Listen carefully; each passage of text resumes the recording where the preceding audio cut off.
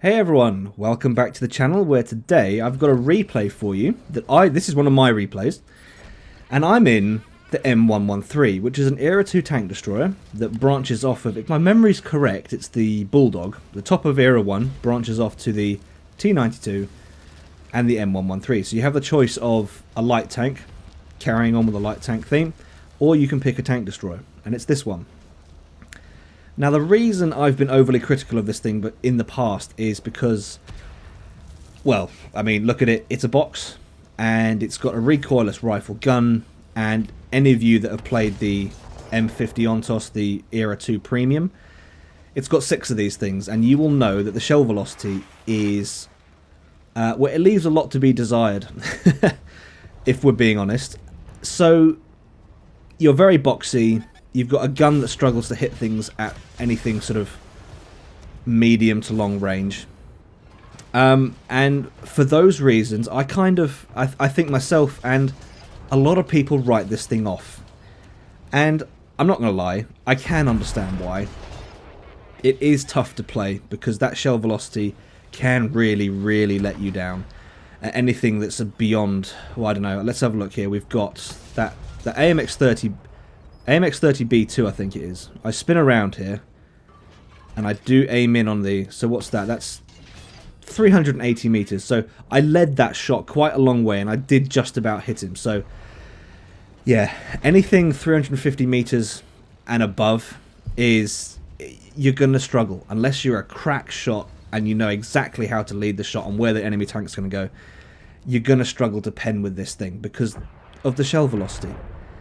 But... this thing has when it's fully unlocked, this thing has surprisingly good mobility and concealment. And an example of how good concealment's good, but an example of how good the mobility is right here in this game. And I'll give you a little insight into what was going on here. So I pushed that side of the map because I had support, but in that forward position, all of my support died. And typically, when you're in a tank destroyer and you're a little bit further forward than you want to be, you get into that situation and you think to yourself, "Well, I'm dead, really, because I'm too far up.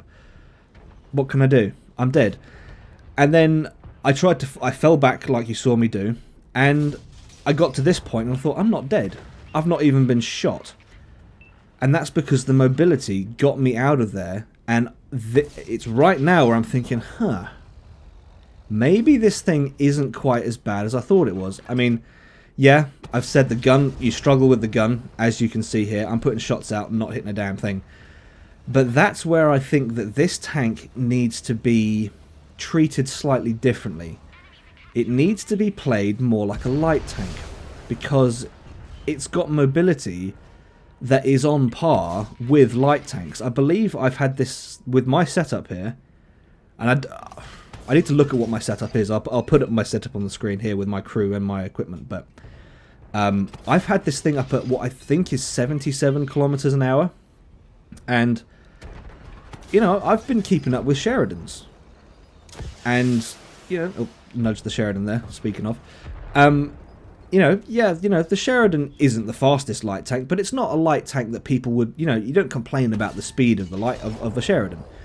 You know, PT-76 maybe, but you don't really complain about the speed of a Sheridan because it's pretty good.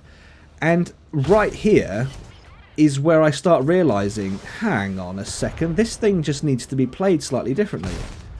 I'm playing this like a light tank. I'm keeping myself moving. I'm using the mobility. I've got the concealment. I've got to learn to lead the shots clearly, but this is where I noticed, like, this is all right. And I don't know where that shot went. That shot went straight through the BMP-2.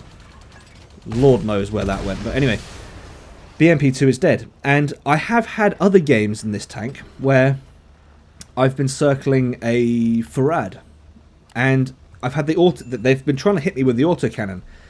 But my ability to circle them was faster than their ability to turn the turret, which meant their autocannon was going off, and every shot was just going behind my tank. And I thought, I think I've cracked this thing.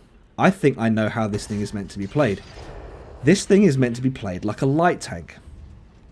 it's got to be... I mean, you can attempt shots at range, but, you know, like I said before, anything beyond 350 meters, you really do need to be a crack shot, and I'm not.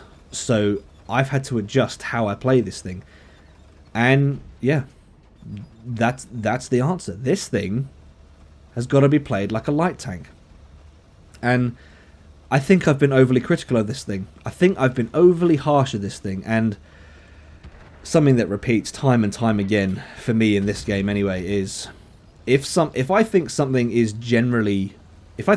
terrible, I've been proven wrong enough times to realize that if I think it's terrible, I'm probably doing something wrong, because there are very few tanks in this game that actually are terrible.